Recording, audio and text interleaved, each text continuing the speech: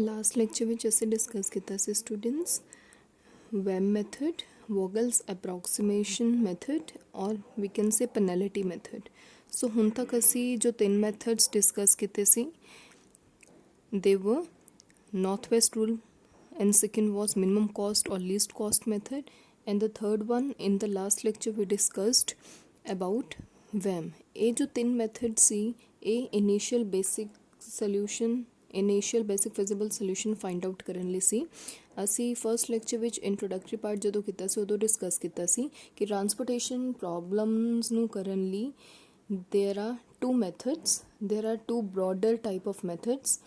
पहला है initial basic feasible solution निकालने लई वी आर हैविंग 3 मैथड्स। ते सेकेंड कैटेगरी ऑफ मैथड है ऑप्टिमैलिटी टेस्ट मैथड्स।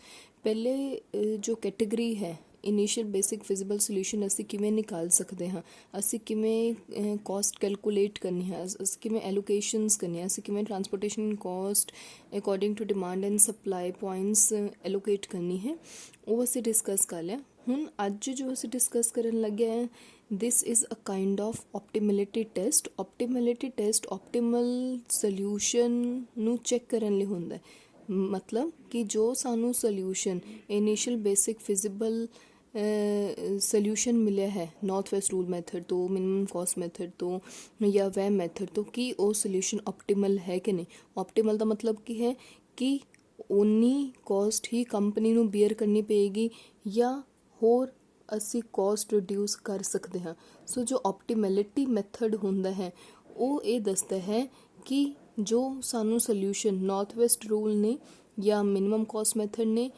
या वैम ने सानू जो कॉस्ट दिती है उन्नी ही कंपनी नूं बीयर करनी पवेगी या होर तरह एलोकेशंस करके असी कॉस्ट नूं रिड्यूस कर सकते हैं। There are basically 2 methods to find out the optimal solution but we are going to discuss modified distribution method. जो दूसरा मैथड है वो है stepping stone method, but now we are going to discuss modified distribution method. इनू असी Modi method भी कहने। MO stands for modified, DI stands for distribution method। एक केड़ा मैथड है to check the optimality of solution। solution optimal है या असी होर कॉस्ट रिड्यूस कर सकते हैं। मॉडिफाइड डिस्ट्रीब्यूशन मैथड लगान तो पहला या कोई भी ऑप्टिमैलिटी टेस्ट लगान तो पहला सानू कुछ स्टैप्स सानू कुछ कंडीशंस चेक करनियां पैंदियां। सो फर्स्ट कंडीशन साडी बेसिक कंडीशन मोस्ट इंपॉर्टेंट की रहिंदी है कि weather the solution has degeneracy या नॉन डीजेनरेट सोल्यूशन है। डीजेनरेसी या नॉन डीजेनरेट की हुंदा हुणे असीं करांगे।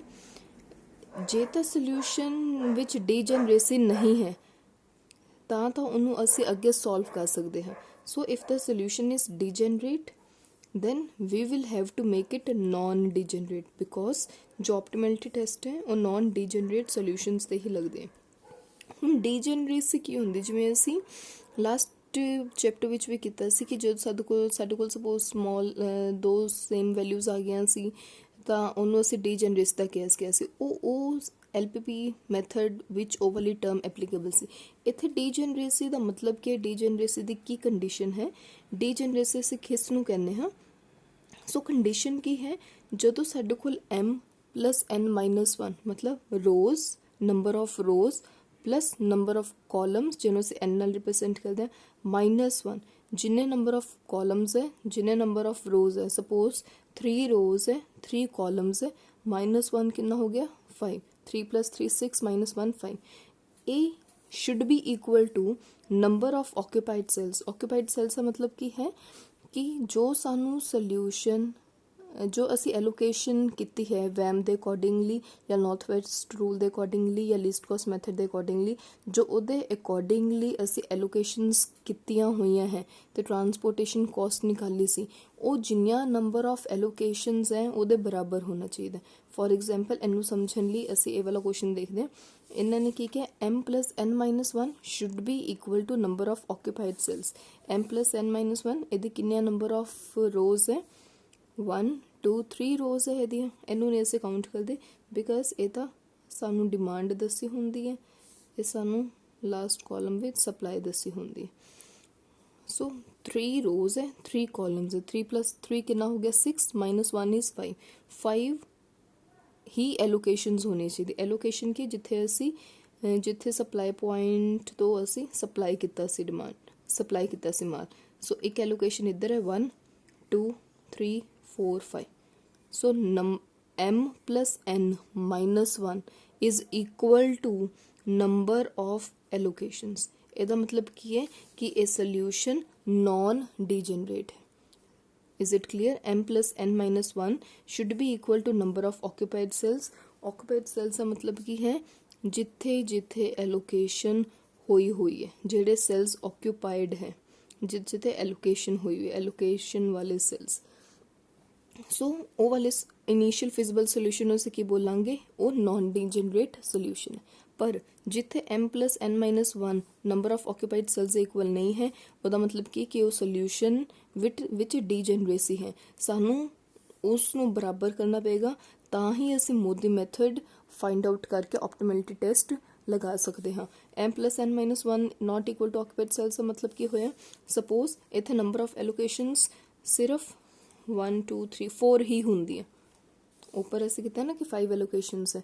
ਸਪੋਜ਼ ਇੱਥੇ ਨੰਬਰ ਆਫ ਐਲੋਕੇਸ਼ਨਸ ਹੁੰਦੀਆਂ 1 2 3 4 ਤੇ ਸੈਲਸ ਕਿੰਨੇ ਸੀ -1 3 rows 3 columns 3 + 3 6 -1 5 5 ਹੀ ਐਲੋਕੇਸ਼ਨਸ ਹੋਣੀਆਂ ਚਾਹੀਦੀਆਂ ਸੀ। ਬਟ ਸਪੋਜ਼ ਸਾਡੇ ਕੋਲ 4 ਐਲੋਕੇਸ਼ਨਸ ਹੁੰਦੀਆਂ ਤਾਂ ਅਸੀਂ ਕੀ ਕਹਿਣਾ ਸੀ, the solution the initial basic feasible solution has a degeneracy. ਫਿਰ ਡੀਜਨਰੇਸੀ ਦਾ ਮਤਲਬ ਕੀ ਕਿ ਸਾਨੂੰ ਕੋਈ ਐਸਾ ਸੈੱਲ ਲੱਭਣਾ ਪਏਗਾ ਜਿਸ ਨੂੰ ਅਸੀਂ ਕੁਛ ਐਲੋਕੇਟ ਕਰ ਸਕੀਏ। ਹੁਣ ਇਹ ਸਾਡੇ ਕੋਲ ਆਂਦਾ ਕਿੱਥੋਂ ਹੈ, ਕਈ ਵਾਰ ਇਹ ਕੁਐਸਚਨਸ ਵਿੱਚ ਆਲਰੇਡੀ ਗਿਵਨ ਹੁੰਦਾ ਹੈ ਕਿ ਐਵੇਂ ਐਲੋਕੇਸ਼ਨ ਹੋਈ ਹੈ, ਇੰਨੇ ਡਿਮਾਂਡ ਪੁਆਇੰਟਸ ਹੈ, ਇੰਨੇ ਸਪਲਾਈ ਪੁਆਇੰਟਸ ਹੈ, ਇੰਨੇ ਸਪਲਾਈ ਯੂਨਿਟਸ ਹੈ, ਇੰਨੀ ਡਿਮਾਂਡ ਹੈ, ਇੰਨੀ ਰਿਕੁਆਇਰਮੈਂਟ ਹੈ ਸਾਡੀ, ਤੇ ਐਵੇਂ ਐਲੋਕੇਸ਼ਨਸ ਹੈ ਤੇ ਟਰਾਂਸਪੋਰਟੇਸ਼ਨ ਕਾਸਟ ਆਲਰੇਡੀ ਗਿਵਨ ਹੁੰਦੀ ਹੈ।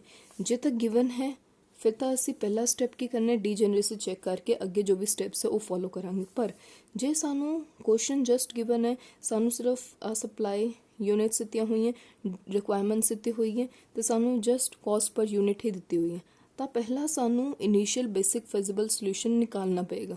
ਜੋ ਇਨੀਸ਼ੀਅਲ ਬੇਸਿਕ ਫਿਜ਼ੀਬਲ ਸੋਲਿਊਸ਼ਨ ਨਿਕਾਲਣਾ ਹੈ, we prefer always VAM method, because VAM method ਦੀ ਆਪਟੀਮੈਲਿਟੀ ਜਦੋਂ ਚੈੱਕ ਕਰਦੇ ਹਾਂ ਤਾਂ ਉਹ ਮੋਰ ਔਰ ਲੈਸ ਉਹਦੇ ਵਿੱਚ ਸਾਨੂੰ ਜ਼ਿਆਦਾ ਇਟਰੇਸ਼ਨ ਨਹੀਂ ਹੁੰਦੀ, ਜ਼ਿਆਦਾ ਸਟੈਪਸ ਅੱਗੇ ਨਹੀਂ ਫੋਲੋ ਕਰਨੇ ਪੈਂਦੇ। ਜੋ ਵੈਮ, ਕਿਉਂਕਿ ਅਸੀਂ ਪਹਿਲਾਂ ਵੀ ਦੇਖਿਆ ਸੀ, ਵੈਮ ਆਲਰੇਡੀ ਸਾਨੂੰ ਰਿਡਿਊਸਡ ਕਾਸਟ ਦਿੰਦਾ ਹੈ। So preferably we apply VAM. ਪਹਿਲਾਂ ਅਸੀਂ ਵੈਮ ਮੈਥਡ ਦੇ accordingly transportation cost find out ਕਰਦੇ ਹਾਂ, ਫਿਰ ਅਸੀਂ ਅੱਗੇ ਮੋਦੀ ਮੈਥਡ ਲਗਾ ਕੇ ਉਹਦੇ ਆਪਟੀਮੈਲਿਟੀ ਚੈੱਕ ਕਰਦੇ ਹਾਂ। ਪਰ ਜੇ ਦਿੱਤਾ ਹੋਇਆ ਫਿਰ ਤਾਂ ਤੁਹਾਨੂੰ ਇਹਨੂੰ ਸੋਲਿਊਸ਼ਨ ਨੂੰ ਹੀ ਚੈੱਕ ਕਰਨਾ ਹੋਵੇਗਾ ਇਹ ਵਾਲੇ ਸਟੈਪਸ ਫੋਲੋ ਕਰਕੇ। ਕਲੀਅਰ ਹੈ? ਸੋ ਜੋ ਮੋਦੀ ਮੈਥਡ ਹੈ ਜਾਂ ਸਟੈਪਿੰਗ ਸਟੋਨ ਮੈਥਡ ਹੈ ਜਾਂ ਜੋ ਵੀ ਆਪਟੀਮੈਲਿਟੀ ਟੈਸਟ ਕਰਨ ਵਾਲੇ ਇਹ ਜੋ ਮੈਥਡਸ ਹੈ, ਇਹ ਚੈੱਕ ਕਰਦੇ ਹਾਂ ਕਿ ਇਹ ਵਾਲੀ ਕਾਸਟ ਨੂੰ, ਜਿਵੇਂ 590 ਹੈ, ਕਿ ਇਹ ਤੋਂ ਕਾਸਟ ਅਸੀਂ ਹੋਰ ਘਟਾ ਸਕਦੇ ਹਾਂ ਜਾਂ ਨਹੀਂ, ਬਿਕਾਜ਼ ਸਾਡਾ ਇਨੀਸ਼ੀਅਲ ਸੋਲਿਊਸ਼ਨ। ਸੋ ਫਰਸਟ ਕੇਸ ਅਸੀਂ ਕੀ ਦੇਖ ਲਿਆ, ਕੀ ਹੈਗੇ ਡੀਜਨਰੇਸੀ ਚੈੱਕ ਕਰਨਾ। ਜੇ m + n - 1 is equal to number of occupied cells, ਉਹਦਾ ਮਤਲਬ ਕੀ ਸੋਲਿਊਸ਼ਨ ਨॉन ਡੀਜਨਰੇਟ ਹੈ। ਜੇ ਨਹੀਂ ਹੈ ਤਾਂ ਇਹਦਾ ਮਤਲਬ ਉਹਦੇ ਵਿੱਚ ਡੀਜਨਰੇਸੀ ਹੈ। ਨਾਓ ਨੈਕਸਟ ਸਟੈਪ ਕੀ ਰਹਿੰਦਾ ਹੈ ਸਾਡਾ, ਜੇ ਨॉन ਡੀਜਨਰੇਟ ਸੋਲਿਊਸ਼ਨ ਹੈ, ਸਟੈਪ 2, ਜੇ ਨॉन ਡੀਜਨਰੇਟ ਸੋਲਿਊਸ਼ਨ ਹੈ ਜਾਂ ਸੋਲਿਊਸ਼ਨ ਡੀਜਨਰੇਟ ਸੀ, ਉਹਨੂੰ ਅਸੀਂ ਡੀਜਨਰੇਟ ਸੋਲਿਊਸ਼ਨ ਡੀਜਨਰੇਟ ਸੀ, ਉਹਨੂੰ ਅਸੀਂ ਨॉन ਡੀਜਨਰੇਟ ਬਣਾ ਲਿਆ, ਤਾਂ ਉਸ ਤੋਂ ਬਾਅਦ ਅਸੀਂ ਕੀ ਕਰਨਾ ਹੁੰਦਾ ਹੈ, we have to find out opportunity cost. ਜੋ ਓਪਰਚੁਨਿਟੀ ਕਾਸਟ ਹੈ, we have to find out for occupied cells also as well as for unoccupied cells। occupied cells ਜਿੱਥੇ ਐਲੋਕੇਸ਼ਨ ਹੋਈ ਹੈ ਉਹਦੀ ਓਪਰਚੁਨਿਟੀ ਕਾਸਟ ਫਾਈਂਡ ਆਊਟ ਕਰਨ ਦਾ ਸਾਡੇ ਕੋਲ formula ਕੀ ਰਹਿੰਦਾ ਹੈ, CIJ is equal to, CIJ ਕੀ ਹੁੰਦੀ ਹੈ, ਇਹ ਜੋ ਸਾਨੂੰ ਕਾਸਟ ਪਰ ਯੂਨਿਟ ਦਿੱਤੀ ਹੁੰਦੀ ਹੈ, CIJ is equal to UI plus VJ। UI VJ ਕੀ ਹੈ, UI VJ ਅਸੀਂ ਇੱਥੇ ਡਿਊਅਲ ਵੇਰੀਏਬਲਸ ਇੰਟਰੋਡਿਊਸ ਕਰਦੇ ਹਾਂ for the purpose of calculating opportunity cost. ਹਰ ਰੋ ਲਈ ਅਸੀਂ ਨਵੇਂ ਵੇਰੀਏਬਲਸ ਇੰਟਰੋਡਿਊਸ ਕਰਦੇ ਹਾਂ, ਡਿਊਅਲ ਵੇਰੀਏਬਲਸ ਕਹਿ ਸਕਦੇ ਇੰਟਰੋਡਿਊਸ ਕਰਦੇ ਹਾਂ, ਤੇ ਉਹਦੀ ਹੈਲਪ ਨਾਲ ਅਸੀਂ ਓਪਰਚੁਨਿਟੀ ਕਾਸਟ ਫਾਈਂਡ ਆਊਟ ਕਰਦੇ ਹਾਂ। ਜਿਵੇਂ ਅਗਲੇ ਅਗਲੇ ਸਟੈਪ ਵਿੱਚ ਸ਼ੋ ਕਰਾਂਗੀ। ਫਸਟ ਰੋ ਨੂੰ U1 U2 U3, first column ਨੂੰ V1 V2 V3। So we introduce U and V's। ਇਸ ਲਈ ਕਈ ਵਾਰ ਤੁਸੀਂ ਕਿਤੇ ਕਿਤੇ ਪੜ੍ਹੋਗੇ ਕਿ ਇਹਨੂੰ UV ਮੈਥਡ ਵੀ ਕਹਿ ਦਿੰਦੇ, because normally we use U and V's to calculate to find out opportunity cost। opportunity cost find out ਕਰਨ ਦਾ ਫਾਰਮੂਲਾ ਕੀ ਹੁੰਦਾ? CIJ is equal to UI plus VJ। ਜਿਹੜੇ ਅਨਆਕੂਪਾਈਡ ਸੈਲਸ ਹੁੰਦੇ ਜਿੱਥੇ ਐਲੋਕੇਸ਼ਨ ਨਹੀਂ ਹੋਈ ਹੁੰਦੀ ਉਹਨੂੰ ਅਸੀਂ ਰਿਪਰੇਜ਼ੈਂਟ ਕਰਦੇ DIJ ਨਾਲ, is equal to DIJ। Just ਇੱਕ ਅਸੀਂ ਵੈਸੇ ਜੈਸੇ ਇਹਨੂੰ ਸਿੰਪਲਾਈਜ਼ ਕਰਨ ਲਈ ਲਿਖਿਆ, ਕੋਈ ਹਾਰਡ ਐਂਡ ਫਾਸਟ ਨਹੀਂ ਹੈ। ਸਿੰਪਲੀ ਤੁਸੀਂ ਲਿਖ ਸਕਦੇ ਹੋ ਫॉर ਅਨਆਕੂਪਾਈਡ ਸੈਲਸ ਦੀ opportunity cost is equal to CIJ minus ਜੋ ਉੱਪਰ CIJ ਦਿੱਤੀ ਹੋਈ ਹੈ ਸਾਨੂੰ, ਇਹ CIJ minus UI plus VJ। ਉੱਪਰ ਜਦ ਤੁਸੀਂ ਅੱਗੇ ਦੇਖੋਗੇ ਅਸੀਂ ਫਾਰਮੂਲਾ ਲਗਾ ਕੇ ਹਰ ਰੋ ਤੇ ਹਰ ਕਾਲਮ ਦੀ ਅਸੀਂ UI ਤੇ VI ਦੀ ਵੈਲਿਊ ਨਿਕਾਲ ਲੈਂਦੇ ਹਾਂ।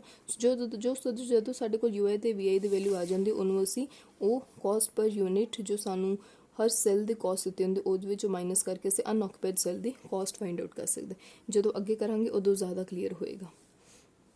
ਇਹ ਵਾਲਾ ਸਟੈਪ ਅਸੀਂ ਅੱਗੇ ਡਿਸਕਸ ਕਰਾਂਗੇ। ਹਾਲੇ ਤੱਕ ਅਸੀਂ ਕੀ ਕੀਤਾ? First step is to check the degeneracy. Then second step is ਜਦੋਂ ਤੁਸੀਂ ਡੀਜਨਰੇਸੀ ਚੈੱਕ ਕਰ ਲਈ, ਨॉन ਡੀਜਨਰੇਟ ਸੋਲੂਸ਼ਨ ਹੈ ਜਾਂ ਨॉन ਡੀਜਨਰੇਟ ਸੋਲੂਸ਼ਨ ਵਿੱਚ ਤੁਸੀਂ ਕਨਵਰਟ ਕਰ ਲਿਆ, then you have to find out occupied and unoccupied cells ਦੀ opportunity cost। Now we will see ਜੋ ਸਾਨੂੰ ਕੁਐਸਚਨ ਦਿੱਤਾ ਹੋਇਆ ਹੈ ਉਹਦੇ ਵਿੱਚ we are having 3 rows and 3 columns, -1 ਕਿੰਨਾ ਹੋ ਗਿਆ 5। ਸੋ ਅਸੀਂ ਕੀ ਹੁਣੇ ਫਰਸਟ ਸਟੈਪ ਡਿਸਕਸ ਕਰਨ ਲੱਗਿਆ ਇਹੀ ਦੇਖਿਆ ਸੀ, because 5 is equal to 5 allocations, 5 number of rows plus 3 rows and 3 columns, -1 ਕਿੰਨਾ ਹੈ 5, that is equal to the number of allocations। ਸੋ ਮਤਲਬ ਕੀ ਹੈ ਸਾਡਾ ਜੋ ਸੋਲਿਊਸ਼ਨ ਹੈ ਉਹ ਨॉन ਡੀਜਨਰੇਟ ਹੈ, ਉਹਦੇ ਵਿੱਚ ਡੀਜਨਰੇਸੀ ਨਹੀਂ ਹੈ। ਸੋ ਨੈਕਸਟ ਸਟੈਪ ਕੀ ਹੈ? ਇਹਦੇ ਤੇ ਹੁਣ ਇਹਦੇ ਹੈਲਪ ਨਾਲ ਅਸੀਂ we will find out opportunity cost। opportunity cost find out ਕਰਨਾ ਹੁਣ ਅਸੀਂ ਕੀਤਾ ਕਿ ਆਕੂਪਾਈਡ ਸੈਲਸ ਸਾਡੇ ਕੋਲ ਇਹ ਫਾਰਮੂਲਾ ਰਹਿੰਦਾ ਹੈ। ਪਹਿਲਾਂ ਅਸੀਂ ਆਕੂਪਾਈਡ ਸੈਲਸ ਦੀ ਕਾਸਟ ਨਿਕਾਲਦੇ ਹਾਂ। ਫਾਰਮੂਲਾ ਕੀ ਹੈ? CIJ plus UI plus VJ। Now first row ਨੂੰ ਅਸੀਂ ਨਾਮ ਦਿੱਤਾ ਵੇਰੀਏਬਲ ਦਾ U1 U2 U3। ਹਰ ਕਾਲਮ ਦੀ ਫਸਟ ਕਾਲਮ ਦਾ V1, ਦੈਨ ਸੈਕਿੰਡ ਕਾਲਮ ਦਾ V2 ਐਂਡ ਥਰਡ ਕਾਲਮ ਦਾ V3। ਨਾਓ CIJ ਕੀ ਜਿਵੇਂ I first row first cell, CI ਕੀ ਹੈ ਰੋ ਤੇ ਕਾਲਮ ਕਿਹੜਾ ਹੋਵੇਗਾ। ਜਿਵੇਂ ਅਸੀਂ C11 ਦੀ ਕਾਸਟ ਕੈਲਕੂਲੇਟ ਕਰ ਰਹੇ ਹਾਂ ਬਿਕਾਜ਼ ਅਸੀਂ ਆਕੂਪਾਈਡ ਸੈਲਸ ਦੀ ਕਾਸਟ ਫਾਈਂਡ ਆਊਟ ਕਰਨੀ ਹੈ। ਸੋ ਪਹਿਲਾ ਸੈੱਲ ਆਕੂਪਾਈਡ ਹੈ, ਇਹਦਾ ਕੀ ਨਾਮ ਹੈਗਾ C11, ਪਹਿਲੀ ਰੋ ਪਹਿਲਾ ਸੈੱਲ। ਸੋ ਇੱਧਰ ਕਿੰਨੀ ਕਾਸਟ ਹੈ 8 ਇਜ਼ ਇਕੁਅਲ ਟੂ UI। ਹੁਣ ਨਾ ਸਾਨੂੰ UI ਪਤਾ ਨਾ ਸਾਨੂੰ VI ਪਤਾ ਹੈ, ਸਾਨੂੰ ਇਹ ਸਾਰੀ UI ਤੇ VI ਦੇ ਵੈਲਿਊਜ਼ ਨਿਕਾਲਣ ਲਈ we need at least 1 UI ਔਰ 1 VI। ਸੋ ਇਹਦਾ ਰੂਲ ਕੀ ਹੈ ਕਿ ਐਟ ਫਸਟ ਸਟੇਜ ਅਸੀਂ ਉਹ ਵਾਲੇ ਰੋ ਦੀ ਵੈਲਿਊ UI ਨੂੰ, ਉਹ ਵਾਲੀ ਰੋ ਦੀ ਵੈਲਿਊ ਨੂੰ ਅਸੀਂ 0 ਕੰਸੀਡਰ ਕਰਦੇ ਹਾਂ ਜਿੱਥੇ ਨੰਬਰ ਆਫ ਐਲੋਕੇਸ਼ਨਸ ਜ਼ਿਆਦਾ ਹੋਈਆਂ ਹੋਣ। ਫਸਟ ਸਟੈਪ ਵਿੱਚ ਅਸੀਂ ਕੀ ਕਰਦੇ ਹਾਂ? UI ਨੂੰ ਅਸੀਂ 0 ਕੰਸੀਡਰ ਕਰਨਾ ਹੁੰਦਾ ਹੈ, 0 ਮੰਨ ਕੇ ਚੱਲਣਾ ਹੁੰਦਾ ਹੈ, 0 ਸਪੋਜ਼ ਕਰਨਾ ਹੁੰਦਾ ਹੈ। ਬਟ ਕਿਹੜੇ UI ਨੂੰ, ਕਿਹੜੇ U1 ਨੂੰ 0 ਮੰਨਾਂਗੇ, U2 ਨੂੰ 0 ਮੰਨਾਂਗੇ ਜਾਂ U3 ਨੂੰ 0 ਮੰਨਾਂਗੇ? Mostly it is considered that ਜਿੱਥੇ ਨੰਬਰ ਆਫ ਐਲੋਕੇਸ਼ਨਸ ਜ਼ਿਆਦਾ ਹੁੰਦੀਆਂ ਹੈ ਉਹ ਵਾਲਾ ਅਸੀਂ UI 0 ਕੰਸੀਡਰ ਕਰ ਲੈਣਾ। ਇੱਥੇ ਐਲੋਕੇਸ਼ਨਸ ਕਿੰਨੀਆਂ? 2 ਹੈ, ਸੈਕਿੰਡ ਵਿੱਚ 1 ਹੀ ਹੈ, ਥਰਡ ਰੋ ਵਿੱਚ ਵੀ 2 ਐਲੋਕੇਸ਼ਨਸ ਹੈ। ਸੋ ਇੱਥੇ ਇਹ ਦੋਨਾਂ ਵਿੱਚ U1 ਜਾਂ U3 ਵਿੱਚੋਂ ਅਸੀਂ ਜਿਸ ਮਰਜ਼ੀ ਰੋ ਦੀ ਵੇਰੀਏਬਲ ਨੂੰ ਅਸੀਂ 0 ਕੰਸੀਡਰ ਕਰ ਸਕਦੇ ਹਾਂ। ਸਪੋਜ਼ ਅਸੀਂ ਫਸਟ ਨੂੰ 0 ਮੰਨ ਲਿਆ, ਸੋ ਇੱਧਰ ਕੀ ਅਸੀਂ U1 0 ਮੰਨ ਲਿਆ ਪਲਸ V1। ਸੋ V1 ਦੀ ਕਿੰਨੀ ਵੈਲਿਊ ਆ ਗਈ 8। V1 ਕਿੰਨਾ ਆ ਗਿਆ 8। ਨੈਕਸਟ ਹੁਣ ਸਾਡੇ ਕੋਲ U1 ਆ ਗਿਆ, V1 ਆ ਗਿਆ। ਅਗਲਾ ਆਕੂਪਾਈਡ ਸੈੱਲ ਕਿਹੜਾ ਹੈਗਾ 7। ਇਹਦੀ ਵੈਲਿਊ ਅਸੀਂ ਫਾਈਂਡ ਆਊਟ ਕਰ ਸਕਦੇ ਹਾਂ ਬਿਕਾਜ਼ ਸਾਡੇ ਕੋਲ ਇੱਕ ਵੇਰੀਏਬਲ ਦੀ ਵੈਲਿਊ ਹੈਗੀ ਹੈ। ਸੋ ਇਹ ਕਿਹੜਾ ਸੈੱਲ ਹੈ? ਇਹਦਾ ਨਾਮ ਕੀ ਹੈ? C1 ਰੋ 1 ਹੈ, ਥਰਡ ਸੈੱਲ ਹੈ, ਥਰਡ ਕਾਲਮ ਹੈ। सो C13 ਦੀ ਕਿੰਨੀ ਕੋਸਟ ਹੈ 7 7 इज इक्वल टू U1 0 है V3 सो V3 कितना आ गया 7 V3 ਦੀ ਵੈਲਿਊ ਕਿੰਨੀ ਆ ਗਈ ਵਾਲੇ ਕਾਲਮ ਦੀ ਵੈਲਿਊ ਕਿੰਨੀ ਆ ਗਈ 7 ਨਾउ ਹੋਰ ਕਿਹੜਾ ਆਕੂਪਾਈਡ ਸੈੱਲ ਹੈ ਸੈਂਟਰ ਵਾਲਾ ਬਟ ਇਹਦੇ ਵਿੱਚ ਸਾਡੇ ਕੋਲ ਨਾ V2 ਦੀ ਵੈਲਿਊ ਹੈ ਨਾ U2 ਦੀ ਵੈਲਿਊ ਸੋ ਜਿਹੜੇ ਕੋਲ ਸਾਡੀ ਵੈਲਿਊ ਪਹਿਲਾਂ ਆਈ ਹੈ ਅਸੀਂ ਉਹਦੇ ਅਕੋਰਡਿੰਗਲੀ ਜਿਹੜਾ ਸੈੱਲ ਅਵੇਲੇਬਲ ਉਹਦੀ ਵੈਲਿਊ ਫਾਈਂਡ ਆਊਟ ਕਰ ਲਾਂਗੇ ਹੁਣ ਸਾਡੇ ਕੋਲ V3 ਦੀ ਵੈਲਿਊ ਆ ਗਈ U3 ਦੀ ਨਹੀਂ ਹੈ ਅਸੀਂ ਇੱਥੋਂ ਫਾਈਂਡ ਆਊਟ ਕਰ ਸਕਦੇ ਹਾਂ ਸੋ ਇਹ ਕਿਹੜਾ ਸੈੱਲ ਹੈ C33 ਥਰਡ ਰੋ ਥਰਡ ਕਾਲਮ ਸੋ 333 ਦੀ ਅਸੀਂ ਵੈਲਿਊ ਕਿਵੇਂ ਫਾਈਂਡ ਆਊਟ ਕਰ ਸਕਦੇ ਹਾਂ ਇਹਦੀ ਪਰ ਯੂਨਿਟ ਕਾਸਟ ਕਿੰਨੀ ਹੈ ਇਹਦੀ 6 ਹੈ इज इक्वल टू U3 कितना है नहीं है ऐसे फाइंड आउट करांगे प्लस V3 कितना है 7 सो U3 ਦੀ ਵੈਲਿਊ ਕਿੰਨੀ ਆ ਗਈ -1 U3 ਕਿੰਨਾ ਆ ਗਿਆ ਸਾਡੇ ਕੋਲ -1 ਹੁਣ ਸਾਡੇ ਕੋਲ U3 ਦੀ ਵੈਲਿਊ ਆ ਗਈ ਉਹਦੇ ਹੈਲਪ ਨਾਲ ਅਸੀਂ V2 ਦੀ ਵੈਲਿਊ ਫਾਈਂਡ ਆਊਟ ਕਰ ਸਕਦੇ ਹਾਂ ਇਹ ਕਿਹੜਾ ਸੈੱਲ ਹੈ C32 ਕਿਉਂ ਥਰਡ ਰੋ ਸੈਕਿੰਡ ਕਾਲਮ सो 32 ਦੀ ਕਾਸਟ ਕਿੰਨੀ ਹੈ 5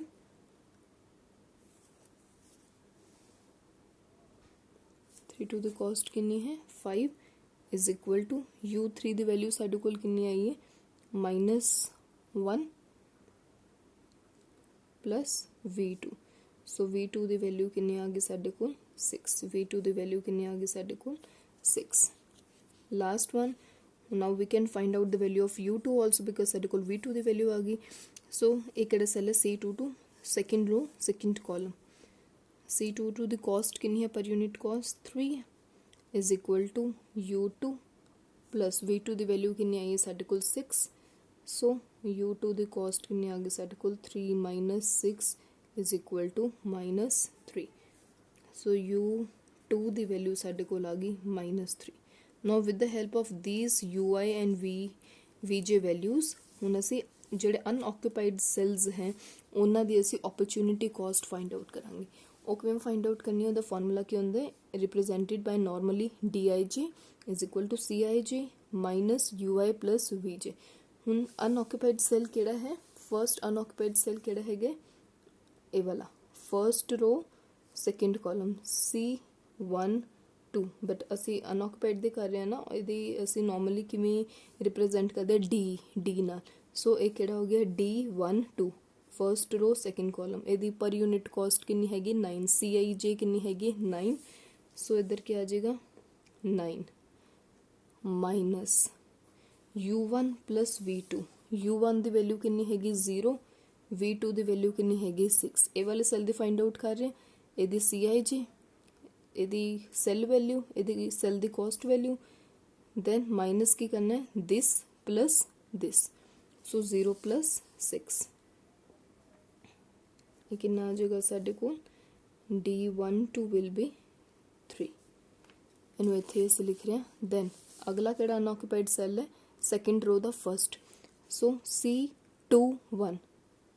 D21 ਕਿਉਂ ਹੈ ਸੈਕਿੰਡ ਰੋ ਫਸਟ ਕਾਲਮ ਇਹਦੀ CIJ ਕਿੰਨੀ ਇਹਦੀ C21 ਕਾਸਟ ਕਿੰਨੀ ਹੈਗੀ 4 U ਕਿੰਨਾ ਹੈਗਾ -3 V1 ਕਿੰਨਾ ਹੈਗਾ 8 ਸੋ 4 ਮਾਈਨਸ ਬ੍ਰੈਕਟਸ ਵਿੱਚ ਕੀ ਆਏਗਾ -3 ਪਲੱਸ 8 ਸੋ 4 ਮਾਈਨਸ ਬ੍ਰੈਕਟਸ ਵਿੱਚ -3 ਪਲੱਸ 8 ਇਹ ਕਿੰਨਾ ਆ ਜਾਏਗਾ 4 -3 ਪਲੱਸ 8 5 it will be -1 ਅਗਲਾ ਅਨਆਕੂਪਾਈਡ ਸੈੱਲ ਕਿਹੜਾ ਹੈਗਾ C23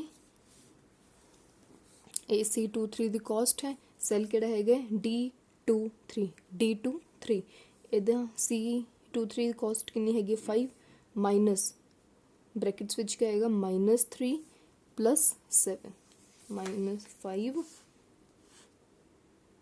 -3 plus 7 so 5 minus 4 this is -1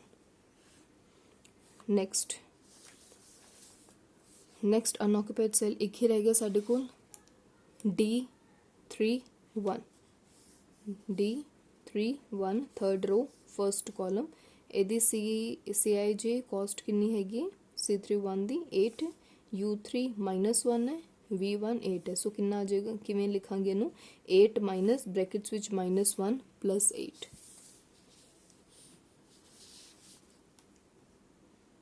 8 minus brackets विच -1 + 8, so 8 - 7 is equal to 1 1, only 1। Now ये DIJ ਹੁਣ ਕੀ ਰਿਪਰੈਜ਼ੈਂਟ ਕਰਦੀ ਹੈ? DIJ ਦਾ ਅਸੀਂ ਰੂਲ ਦੇਖ ਲੈਂਦੇ ਹਾਂ। ਪਹਿਲਾਂ ਰੂਲ ਕੀ ਕਹਿੰਦਾ, ਜੇ DIJ ਦੀ ਵੈਲਿਊ ਪੋਜ਼ਿਟਿਵ ਆਉਂਦੀ ਹੈ ਉਹਦਾ ਮਤਲਬ ਕੀ ਹੈ, we have reached the optimal solution. ਮਤਲਬ ਕਿ ਜਿਵੇਂ ਵੀ ਐਲੋਕੇਸ਼ਨਸ ਹੋਈਆਂ ਉਹ ਓਕੇ ਹੈ, ਅਸੀਂ ਹੋਰ ਕੋਸਟ ਨੂੰ ਰਿਡਿਊਸ ਨਹੀਂ ਕਰ ਸਕਦੇ। ਜੋ ਐਲੋਕੇਸ਼ਨਸ ਹੋਈਆਂ ਉਹ ਬੈਸਟ ਐਲੋਕੇਸ਼ਨਸ ਹੋਈਆਂ, ਅਸੀਂ ਫਰਦਰ ਕੋਸਟ ਨੂੰ ਰਿਡਿਊਸ ਨਹੀਂ ਕਰ ਸਕਦੇ। ਪਰ ਜੇ ਪੋਜ਼ਿਟਿਵ ਇਹਦਾ ਪੋਜ਼ਿਟਿਵ ਪੀ ਹੈ, ਪਰ ਜੇ ਕੋਈ ਵੀ DIJ ਦੀ ਵੈਲਿਊ ਨੈਗੇਟਿਵ ਆਵੇ, ਜਿਵੇਂ ਸਾਡੀ ਇੱਕ -1 ਨੈਗੇਟਿਵ ਆਈ ਹੈ, ਤਾਂ ਉਹਦਾ ਮਤਲਬ ਕੀ ਹੈ, there is a further scope for reducing the transportation cost, so we will allocate in the position having the largest negative DIJ value by forming loop. ਇਹ ਹੁਣ ਅਸੀਂ ਅੱਗੇ ਕੰਟੀਨਿਊ ਕਰਦੇ ਕਿ ਕੀ ਲੂਪ ਹੁੰਦਾ। ਸੋ ਅਸੀਂ ਉੱਥੇ ਐਲੋਕੇਟ ਕਰਾਂਗੇ ਵੈਲਿਊ ਜਿੱਥੇ ਲਾਰਜੈਸਟ ਨੈਗੇਟਿਵ ਹੋਵੇ। ਇਹਦਾ ਨੈਗੇਟਿਵ ਹੋਣ ਦਾ ਮਤਲਬ ਕੀ ਹੈ, DIJ ਡੀ ਕਿਹੜਾ ਨੈਗੇਟਿਵ ਆਇਆ, D23 ਨੈਗੇਟਿਵ ਆਇਆ। सेकंड रो D23 नेगेटिव है, यस D2 सॉरी 5 - 4 ये तो +1 ही है। इधर इनू करैक्ट कर लेना, D23 +1 विच है, साडे कोल सिर्फ D21 -1 विच है। ये ओके है, जो साडे कोल ए है ये नेगेटिव DIJ है, D21 मतलब सेकंड रो फर्स्ट कॉलम। इस वैल्यू दी इस कॉलम इस सैल दी वैल्यू साडे कोल नैगेटिव आई। ਇਹਦਾ ਮਤਲਬ ਕੀ ਹੋਇਆ ਹੁਣ -1 ਦਾ ਮਤਲਬ, ਜੇ ਅਸੀਂ ਕੋਈ ਵੀ ਇਧਰ ਐਲੋਕੇਸ਼ਨ ਕਰਾਂਗੇ ਤਾਂ ਪਰ ਯੂਨਿਟ ਬਾਈ ₹1 ਸਾਡੀ ਕਾਸਟ ਰਿਡਿਊਸ ਹੋਏਗੀ। ਹੁਣੇ ਮੈਂ ਕਿਹਾ ਸੀ ਕਿ ਲਾਰਜੈਸਟ ਨੈਗੇਟਿਵ ਵੈਲਿਊ ਲੈਣੀ। ਜੇ ਸਪੋਜ਼ ਇੱਕ ਸਾਡੇ ਕੋਲ ਵੈਲਿਊ ਆ ਜਾਂਦੀ -3, ਤਾਂ ਅਸੀਂ -1 ਦੀ ਜਗ੍ਹਾ -3 ਵਾਲਾ ਸੈੱਲ ਲੈਣਾ ਸੀ। ਸਪੋਜ਼ -3 ਇੱਧਰ ਇਹ ਵਾਲੇ ਸੈੱਲ ਲਈ ਆਉਂਦੇ, ਮਤਲਬ D23 ਦੀ -3 ਹੁੰਦੀ, ਤਾਂ -3 ਵਾਲਾ ਸੈੱਲ ਕਿਉਂ ਲੈਣਾ ਸੀ? -3 ਦਾ ਕੀ ਮਤਲਬ ਹੋਵੇਗਾ ਕਿ ਜੇ ਅਸੀਂ ਕੋਈ ਐਲੋਕੇਸ਼ਨ ਇੱਥੇ ਕਰਾਂਗੇ -3 ਦੇ, ਤਾਂ ਜਿੰਨੀ ਐਲੋਕੇਸ਼ਨ ਕਰਾਂਗੇ ਪਰ ਯੂਨਿਟ ਦੇ ਅਕੋਰਡਿੰਗਲੀ ਸਾਡੀ ₹3 ਦੀ ਕੋਸਟ ਘਟੇਗੀ। ਕਲੀਅਰ ਹੈ। ਸੋ ਜੇ ਹੁਣ ਸਾਡੇ ਕੋਲ ਬਿਕਾਜ਼ ਇੱਕ ਹੀ ਨੈਗੇਟਿਵ ਆਈ ਹੈ, ਕਿੰਨੇ ਕਿਹੜੇ ਸੈੱਲ ਵਾਸਤੇ ਆਈ ਹੈ? D21 ਵਾਸਤੇ। ਸੋ ਮਤਲਬ ਇੱਧਰ ਐਲੋਕੇਸ਼ਨ ਕਰਨ ਦਾ ਫਾਇਦਾ ਹੈ, ਇੱਧਰ ਸਾਡੀ ₹1 ਦੇ ਅਕੋਰਡਿੰਗਲੀ ਪਰ ਯੂਨਿਟ ਦੇ ਅਕੋਰਡਿੰਗਲੀ ਕੋਸਟ ਰਿਡਿਊਸ ਹੋਵੇਗੀ। ਨਾਓ ਇਹਦਾ ਮਤਲਬ ਕੀ ਹੋਇਆ ਕਿ ਜੋ ਸਾਡਾ ਸੋਲਿਊਸ਼ਨ ਆਇਆ ਹੈ ਉਹ ਆਪਟੀਮਲ ਨਹੀਂ ਹੈ, ਸਾਨੂੰ ਇਹ ਵਾਲੇ ਸੋਲਿਊਸ਼ਨ ਵਿੱਚ ਵੀ ਐਲੋਕੇਸ਼ਨ ਕਰਨੀ ਪਏਗੀ। ਹੁਣ ਅਸੀਂ ਇਹ ਵਾਲੇ ਸੈੱਲ ਵਿੱਚ ਕਰਨੀ ਹੈ ਐਲੋਕੇਸ਼ਨ। ਇਹ ਐਲੋਕੇਸ਼ਨ ਹੁੰਦੀ ਕਿਵੇਂ ਹੈ? ਇਹ ਜੋ ਐਲੋਕੇਸ਼ਨ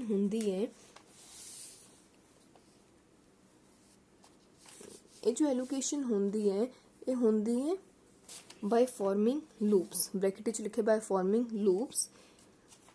ਠੀਕ ਹੈ। ਹੁਣ ਲੂਪ ਕਿਵੇਂ ਬਣਦੇ ਹੈ? ਅਸੀਂ ਇੱਥੇ ਕੋਈ ਵੈਲਿਊ ਐਡ ਕਰਨਾ ਚਾਹੁੰਦੇ ਹਾਂ, ਅਸੀਂ ਕੋਈ ਇੱਥੇ ਵੈਲਿਊ ਐਲੋਕੇਟ ਕਰਨਾ ਚਾਹੁੰਦੇ ਹਾਂ। ਇਹਨੂੰ ਸਮਝਣ ਦੇ ਅਲੱਗ-ਅਲੱਗ ਤਰੀਕੇ ਹੈ। ਇੱਕ ਦੋ ਮੈਥਡਸ ਮੈਂ ਸਮਝਾ ਦਿੰਦੀ ਹਾਂ, ਜਿਵੇਂ ਤੁਹਾਨੂੰ ਜਿਹੜਾ ਈਜ਼ੀ ਲੱਗੇ ਉਹਨੂੰ ਕੰਸੀਡਰ ਕਰ ਲੈਣਾ। ਅਸੀਂ ਇਸ ਸੈੱਲ ਵਿੱਚ ਐਲੋਕੇਸ਼ਨ ਕਰਨਾ ਚਾਹੁੰਦੇ ਹਾਂ, ਮਤਲਬ ਇੱਧਰ ਕੀ ਆਏਗਾ ਪਲੱਸ। ਹੁਣ ਇੱਥੇ ਮੈਂ ਕਿੰਨਾ ਅਮਾਊਂਟ ਐਲੋਕੇਟ ਕਰਨਾ ਹੈ ਉਹ ਮੈਨੂੰ ਬਾਅਦ ਵਿੱਚ ਪਤਾ ਲੱਗੇਗਾ, but I want to add something here. ਉਹ ਮੈਂ ਕਿਸੇ ਨਾਲ ਦੇ ਸੈੱਲ ਤੋਂ ਲਵਾਂਗੀ। ਜੋ ਲੂਪ ਹੈ ਉਹ ਜਿਹੜਾ ਨੀਅਰੈਸਟ ਸੈੱਲ ਹੁੰਦਾ ਹੈ ਉੱਥੋਂ ਅਸੀਂ ਵੈਲਿਊ ਲੈਂਦੇ ਹਾਂ। ਲੂਪ ਕੀ ਹੈ? ਬੇਸਿਕਲੀ ਅਸੀਂ ਇੱਕ ਪਾਥ ਕ੍ਰੀਏਟ ਕਰਦੇ ਹਾਂ। ਉਹ ਵਾਲਾ ਪਾਥ ਅਨਓਕਿਊਪਾਈਡ ਸੈੱਲ ਤੋਂ ਸ਼ੁਰੂ ਹੁੰਦਾ ਹੈ, ਸ਼ੁਰੂ ਹੋ ਕੇ ਆਕਿਊਪਾਈਡ ਸੈੱਲ ਤੇ ਹੀ ਖਤਮ ਹੁੰਦਾ ਹੈ। ਠੀਕ ਹੈ। ਬਟ ਇਹ ਖਿਆਲ ਰੱਖਣਾ ਹੈ ਜਿੱਥੇ ਅਸੀਂ ਉਹ ਪਾਥ ਕ੍ਰੀਏਟ ਕਰਾਂਗੇ, ਜਿੱਥੇ ਅਸੀਂ ਮੋੜ ਲੈਣਾ ਹੈ, ਜਿੱਥੇ ਅਸੀਂ ਉਹ ਲਾਈਨ ਦਾ ਟਰਨ ਲੈਣਾ, ਉਹ ਹਰ कॉर्नर ते ਜਿਹੜਾ ਸੈੱਲ ਹੈ ਉਹ ਆਕਿਊਪਾਈਡ ਹੋਣਾ ਚਾਹੀਦਾ। ਹੁਣ ਸਪੋਜ਼ ਮੈਂ ਲੂਪ ਇੱਥੋਂ ਕ੍ਰੀਏਟ ਕਰਨਾ ਸ਼ੁਰੂ ਕਰਦੀ ਹਾਂ ਕਿ ਮੈਂ ਇੱਥੇ ਵੈਲਿਊ ਐਡ ਕਰਾਂਗੀ। ਲੂਪ ਪਹਿਲਾਂ ਕ੍ਰੀਏਟ ਕਰ ਲੈਂਦੇ ਹਾਂ। ਜੇ ਮੈਂ ਕੁਛ ਇੱਥੇ ਐਡ ਕਰਾਂਗੀ ਤਾਂ ਮੈਂ ਇਹ ਵਾਲੇ ਸੈੱਲ ਦੀ ਸਪਲਾਈ ਕਿੰਨੀ ਹੈ, ਸਿਰਫ 25 ਹੈ। ਸੋ ਇੱਥੇ ਮੈਨੂੰ ਉਹ ਮਾਈਨਸ ਕਰਨੀ ਪਵੇਗੀ। ਹੁਣ ਜੇ ਇੱਥੇ ਮਾਈਨਸ ਕਰ ਦਿੱਤੀ ਤਾਂ ਇਹ ਵਾਲੇ ਡਿਮਾਂਡ ਤਾਂ 30 ਹੈ, ਇਹਨੂੰ ਵੀ ਅਸੀਂ ਬੈਲੈਂਸ ਰੱਖਣਾ। ਸੋ ਜੋ ਇੱਥੋਂ ਮਾਈਨਸ ਕੀਤਾ ਮੈਨੂੰ ਇੱਥੇ ਕੁਛ ਪਲੱਸ ਕਰਨਾ ਪਏਗਾ। ਜੇ ਮੈਂ ਇੱਥੇ ਕੁਛ ਪਲੱਸ ਕਰ ਦਿੱਤਾ ਤਾਂ ਇਹਨੂੰ ਵੀ ਬੈਲੈਂਸ ਰੱਖਣਾ ਹੈ, ਇੱਥੇ ਮੈਨੂੰ ਕੁਛ ਮਾਈਨਸ ਕਰਨਾ ਪਵੇਗਾ। ਜੇ ਮੈਂ ਇੱਧਰ ਮਾਈਨਸ ਕਰ ਦਿੱਤਾ, ਇਹਨੂੰ ਬੈਲੈਂਸ ਰੱਖਣ ਲਈ ਮੈਨੂੰ ਉੱਪਰ ਕੁਛ ਐਡ ਕਰਨਾ ਪਏਗਾ। ਅਗੇਨ ਫਰਸਟ ਰੋ ਨੂੰ ਬੈਲੈਂਸ ਰੱਖਣ ਲਈ, ਬਿਕਾਜ਼ ਮੈਂ ਇੱਥੇ ਐਡ ਕਰ ਦਿੱਤਾ, ਫਰਸਟ ਰੋ ਨੂੰ ਬੈਲੈਂਸ ਰੱਖਣ ਲਈ ਮੈਂ ਕੀ ਕਰਾਂਗੀ, ਮੈਨੂੰ ਇੱਥੋਂ ਕੁਛ ਮਾਈਨਸ ਕਰਨਾ ਪਏਗਾ। ਸੋ ਮੈਂ ਇੱਥੇ ਮਾਈਨਸ ਕਰ ਦਾਂਗੀ। ਹੁਣ ਇੱਥੇ ਮਾਈਨਸ ਹੋ ਗਿਆ, ਇੱਥੇ ਆਲਰੇਡੀ ਜੇ ਕੁਛ ਮਾਈਨਸ ਕੀਤਾ ਆਲਰੇਡੀ ਮੈਂ ਇੱਥੇ ਪਲੱਸ ਦਾ ਸਾਈਨ ਲਗਾਇਆ ਹੋਇਆ। ਸੋ ਮੈਂ ਲੂਪ ਸਾਰਾ ਐਵੇਂ ਕ੍ਰੀਏਟ ਕਰਨਾ। ਇੱਥੇ ਐਲੋਕੇਸ਼ਨ ਕਰਨ ਲਈ ਸਾਡਾ ਸਾਰੀ ਐਲੋਕੇਸ਼ਨਸ ਦੀ ਵੈਲਿਊਜ਼ ਹਿੱਲਣਗੀਆਂ। ਸੋ ਇੱਥੇ ਐਲੋਕੇਸ਼ਨ ਕਰਨ ਲਈ ਮੈਨੂੰ ਸਾਰੀ ਵੈਲਿਊਜ਼ ਨੂੰ ਐਡਜਸਟ ਕਰਨਾ ਪਏਗਾ। ਔਰ ਇਹਨੂੰ ਹੁਣ ਲੂਪ ਕ੍ਰੀਏਟ ਕਰ ਲੈਣਾ। ਸੋ ਮੈਂ ਕੁਛ ਵੈਲਿਊ ਇੱਥੋਂ ਲਵਾਂਗੀ, ਇਟ ਵਿਲ, ਇਹ ਮੇਰਾ ਲੂਪ ਹੋ ਜਾਏਗਾ।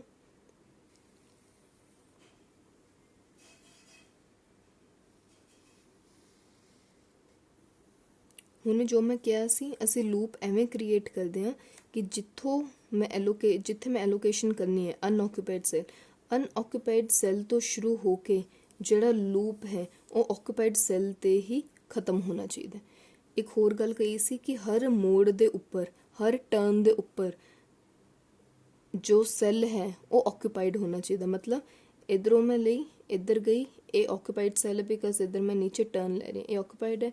ਹੁਣ ਮੈਨੂੰ ਇੱਧਰ ਜਾਣਾ ਪਏਗਾ, ਇਹ ਵੀ ਆਕਿਊਪਾਈਡ ਹੀ ਹੈ। ਇੱਧਰੋਂ ਟਰਨ ਲਿਆ, ਇਹ ਵੀ ਆਕਿਊਪਾਈਡ ਹੈ। ਇਸ ਚੈੱਕ ਕਰ ਲੈਂਦੇ ਹਾਂ। ਉੱਪਰ ਗਈ, ਇੱਧਰੋਂ ਮੈਨੂੰ ਟਰਨ ਲੈਣ ਦੀ ਜ਼ਰੂਰਤ ਹੈ ਬਿਕਾਜ਼ ਮੈਂ ਇੱਥੇ ਪਹੁੰਚਣਾ ਹੈ, ਇਹ ਵੀ ਆਕਿਊਪਾਈਡ ਹੈ। ਇੱਧਰੋਂ ਮੈਂ ਨੀਚੇ ਆਉਣਾ ਹੈ, ਇਹ ਵੀ ਆਕਿਊਪਾਈਡ ਹੈ। ਸੋ ਲੂਪ ਐਵੇਂ ਕ੍ਰੀਏਟ ਕਰਨਾ, ਹਰ ਟਰਨ ਤੇ ਸਾਡੇ ਕੋਲ ਆਕਿਊਪਾਈਡ ਸੈੱਲ ਹੋਣਾ ਚਾਹੀਦਾ ਹੈ। ਲੂਪ ਕਿੱਥੋਂ ਲੈ ਕੇ ਕਿੱਥੇ ਤੱਕ ਕ੍ਰੀਏਟ ਕਰਨਾ ਹੈ, from unoccupied cell to the unoccupied cell. ਸ਼ੁਰੂ ਵੀ ਉੱਥੇ ਹੋਣਾ ਤੇ ਬਣਨਾ ਵੀ ਉੱਥੇ ਤੱਕ ਚਾਹੀਦਾ ਹੈ, ਤਾਂ ਹੀ ਉਹ ਠੀਕ ਐਲੋਕੇਸ਼ਨ ਮੰਨੀ ਜਾਵੇਗੀ।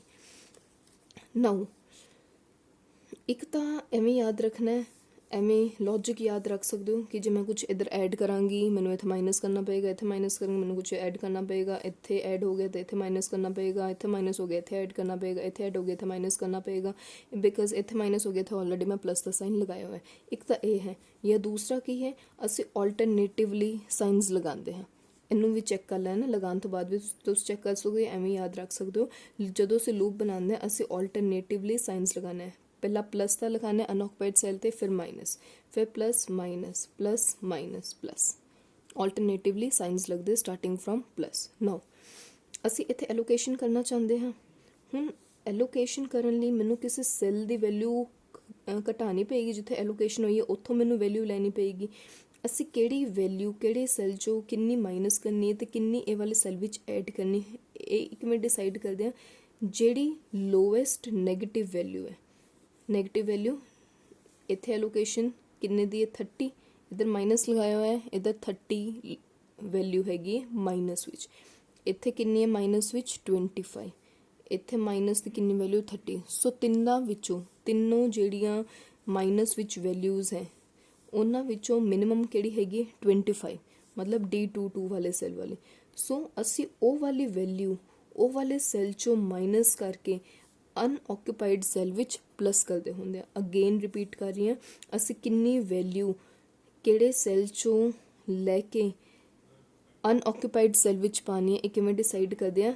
ਜਿਹੜੀ ਲੀਸਟ ਨੈਗੇਟਿਵ ਵੈਲਿਊ ਹੁੰਦੀ ਹੈ ਉਹਨੂੰ ਅਸੀਂ ਕੰਸੀਡਰ ਕਰਦੇ ਹਾਂ, ਉਹਨੂੰ ਅਸੀਂ ਲੈਂਦੇ ਹਾਂ। ਲੀਸਟ ਨੈਗੇਟਿਵ ਕਿਹੜੀ ਹੈ, ਇੱਕ -30 ਹੈ, ਇੱਕ -25 ਹੈ, ਇੱਕ -30 ਹੈ। ਸੋ ਅਸੀਂ ਲੀਸਟ ਨੈਗੇਟਿਵ ਲੈਣੀ ਹੈ, ਅਸੀਂ ਕਿਹੜੀ ਲਵਾਂਗੇ -25। ਸੋ ਇੱਧਰ -25 ਕਰਾਂਗੇ, ਇੱਧਰ ਹੀ ਕਰ ਦੇਣੀ ਆ। ਅਗਲੇ ਟੇਬਲ ਵਿੱਚ ਇਹਨੂੰ ਨੀਟਲੀ ਲਿਖ ਦੇਵਾਂਗੀ। ਸੋ ਇਹ ਵਾਲੇ ਸੈੱਲ ਵਿੱਚ ਇੱਧਰ ਪੈਨਸਿਲ ਨਾਲ ਲਿਖ ਰਹੀ ਹਾਂ ਜੋ ਅਸੀਂ ਰੀਐਲੋਕੇਸ਼ਨ ਕਰਨੀ। ਇੱਧਰ ਮੈਂ ਕੀ ਕਰ ਦਾਂਗੀ +25, इधर +25 कितना है, इधर की करांगी -25, बिकॉज इधरों असी ले ली वैल्यू, इधर माइनस, इधर की करांगी +25, इधर माइनस वाला सेल है -25, देन +25, इधर -25। सो इधर एलोकेशन करने लिए मैंने सारे सैल्स की एलोकेशनस नू एडजस्ट करना पेगा, किन्नी वैल्यू किहड़े सैल विचों किन्नी माइनस प्लस करनी है, जिहड़ी लीस्ट नैगेटिव वैल्यू है उन्होंने लैके चलना है, उन्होंने लैके किवें चलना है, जिथे प्लस का साइन है वो वाली वैल्यू प्लस कर देनी है, जिथे माइनस का साइन है वो वाली वैल्यू माइनस कर देनी, जिवें इत्थे प्लस का साइन है इत्थे +25 कर दे, इत्थे माइनस का साइन है -25 कर दे, इत्थे प्लस का साइन है +25 कर देते, इत्थे माइनस का साइन है इत्थे असीं -25 कर दिता, ये तो असीं इत्थों ही शुरू होए सी तो +25 ही है। सो असीं लूप क्रिएट कर लिया। सो इधर असीं क्यों एलोकेशन कीती है, बिकॉज असी ये देखिए कि इधर अपॉर्चुनिटी कॉस्ट है, इधर इधर साडे कोल चांस है, इधर असी जे एलोकेशन करांगे तो पर यूनिट के अकॉर्डिंगली साडे कोल कॉस्ट रिड्यूस होएगी बाय ₹1। हुण जो असी रीएलोकेशन कीती है इनू न्यू टेबल बना के, न्यू सैल्स बना के उत्थे लिख लेंदे आ।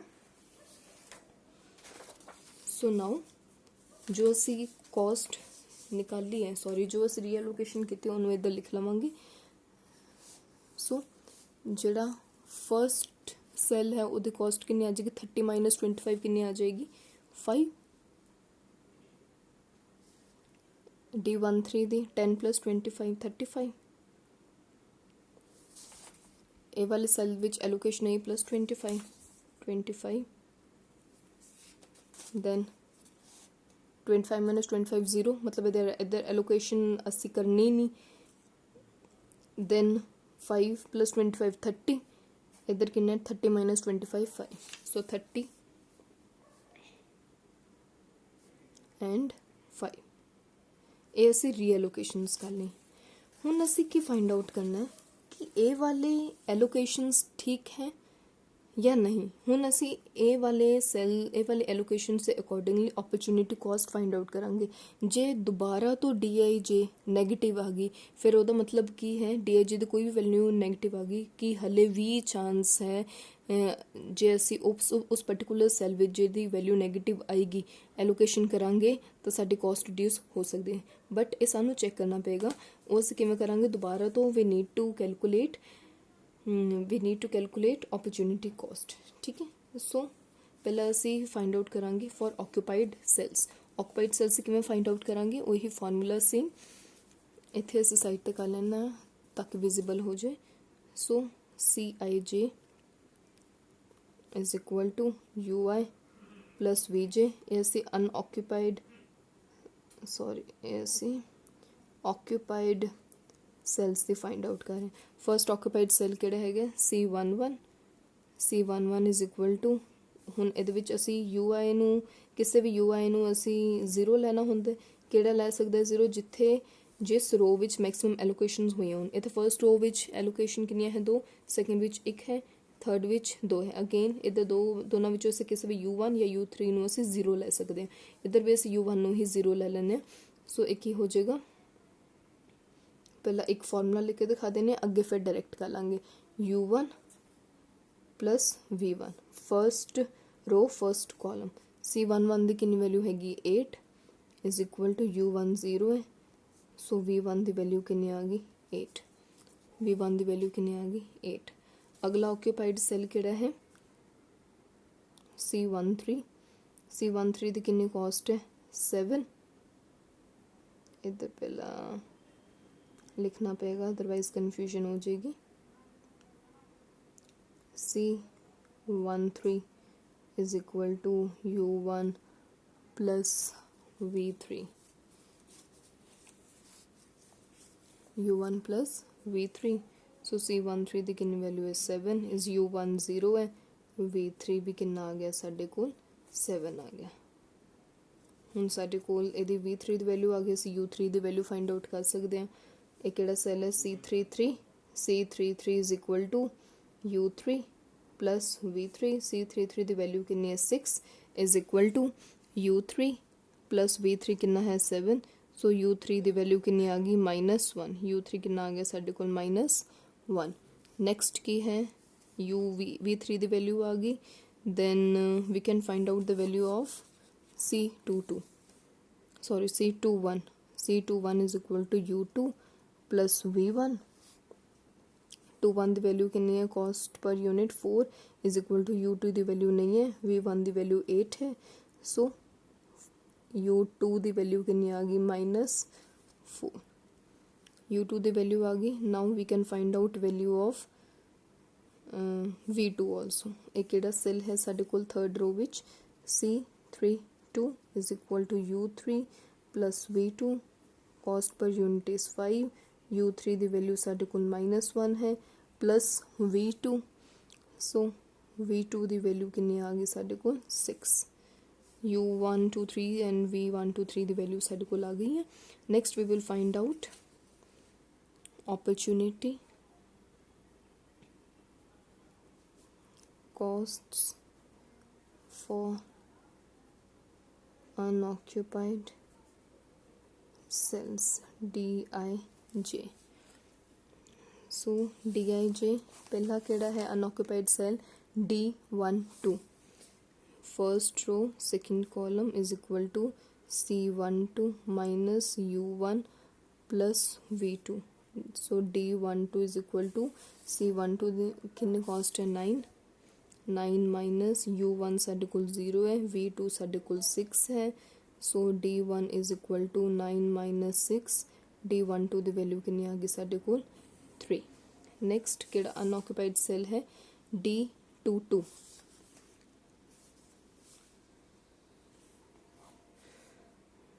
D22 is equal to C22 minus U2 plus V2. D22 is equal to C22 3 है, 3 minus bracket switch -4 plus 6. 3 minus bracket switch -4 plus 6. so D22 ਦੀ ਵੈਲਿਊ ਕਿੰਨੀ ਆ ਗਈ ਸਾਡੇ ਕੋਲ 3 -4 plus 6 2 is equal to 1. D22 ਸਾਡੇ ਕੋਲ ਕਿੰਨਾ ਆ ਗਿਆ 1. ਨੈਕਸਟ ਕਿਹੜਾ ਅਨਓਕੂਪਾਈਡ ਸੈੱਲ ਹੈ D23.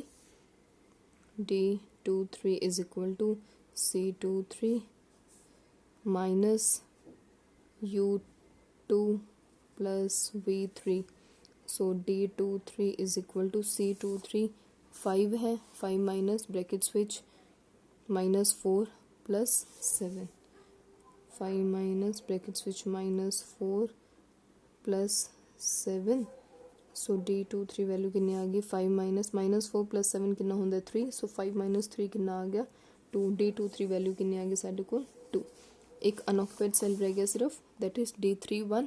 ਇਹਦੀ कॉस्ट कितनी है, cost per unit 8 minus bracket switch का आएगा -1 प्लस ब्रैकेट स्विच का आएगा -1 plus 8. so D31 is equal to C31 minus U3 plus V1. D31 is equal to C31 ਦੀ ਕਿੰਨੀ value 8 minus U3 -1 plus 8. so D31 ਦੀ value ਸਾਡੇ ਕੋਲ ਕਿੰਨੀ ਆ ਗਈ 8 minus 7 is equal to 1. ਇਧਰੋਂ ਹੁਣ ਸਾਨੂੰ ਕੀ ਪਤਾ ਲੱਗ ਰਿਹਾ ਹੈ ਕਿ ਸਾਰੀ DIJ ਦੀ ਵੈਲਿਊਜ਼ ਕੀ ਆਈਆਂ ਪੋਜ਼ਿਟਿਵ. ਸੋ ਜੋ ਐਲੋਕੇਸ਼ਨ ਹੈ that allocation is optimum. ਇਹਦੇ ਅਕੋਰਡਿੰਗਲੀ ਜੋ ਟਰਾਂਸਪੋਰਟੇਸ਼ਨ ਕਾਸਟ ਆਏਗੀ ਉਨੀ ਹੀ ਕੰਪਨੀ ਨੂੰ ਬੇਅਰ ਕਰਨੀ ਪਏਗੀ, ਉਸ ਤੋਂ ਘੱਟ ਕੰਪਨੀ ਨਹੀਂ ਕਰ ਸਕਦੀ ਕਾਸਟ. ਇਹੀ ਬੈਸਟ ਐਲੋਕੇਸ਼ਨ ਹੈ. ਸੋ ਹੁਣ ਅਸੀਂ ਇਹ ਵਾਲੇ ਐਲੋਕੇਸ਼ਨ ਦੇ accordingly transportation cost find out कर लेना है. किमें फाइंड आउट कर दिया, जो पर यूनिट कॉस्ट है जिन्हें उसे एलोकेशन हुई है उन multiply. So it will be 8 multiply by 5 transportation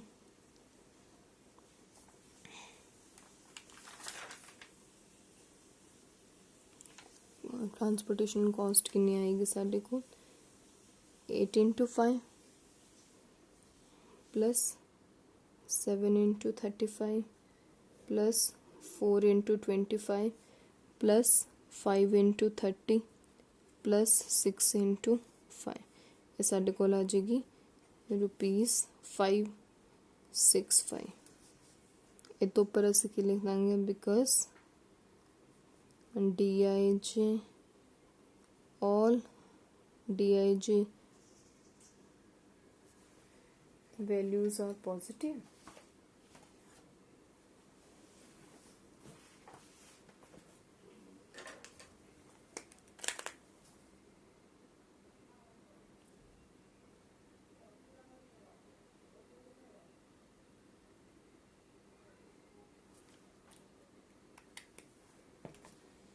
Because all Dij values are positive, so we have reached optimal solution. मतलब कि ये जो एलोकेशन है वो ऑप्टिमल है.